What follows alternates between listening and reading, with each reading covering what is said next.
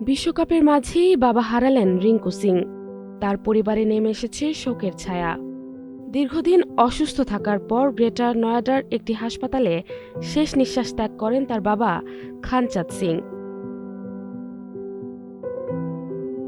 জানা গেছে খানচাঁদ Singh stage 4 liver ক্যান্সারে ভুগছিলেন এবং বেশ কিছুদিন ধরে চিকিৎসাধীন ছিলেন।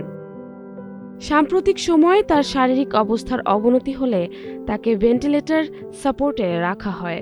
চিকিৎসকদের সব প্রচেষ্টা ব্যর্থ করে শেষ পর্যন্ত তিনি মৃত্যুবরণ করেন। বিশ্বকাপের জন্য ভারতীয় দলের সঙ্গে ছিলেন রিঙ্কু সিং। বাবার শারীরিক অবস্থার অবনতির খবর পেয়ে চলতি সপ্তাহের শুরুতেই পরিবারের কাছে থাকতে দল ছেড়ে দেশে ফিরে আসেন। এদিকে রিঙ্কুর বাবার মৃত্যুতে শোকবার্তা দিয়েছেন হরভজন সিং। নিজের অফিসিয়াল এক্স হ্যান্ডেলে হরভজন লিখেছেন, রিঙ্কু সিং এর বাবা শ্রী খানচাঁদ সিং এর মৃত্যু সংবাদ শুনে খুবই ব্যথিত। টি-20 বিশ্বকাপের সময় সে তার দায়িত্ব পালনে ছিল প্রতিজ্ঞাবদ্ধ। রিঙ্কু ও তার পরিবারের জন্য এটা ভীষণ কঠিন সময়।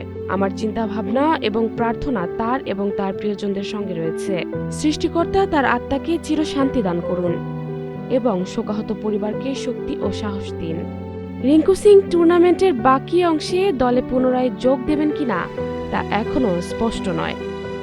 জাহারাজে বিন তন্নি, নাগরিক প্রতিদিন।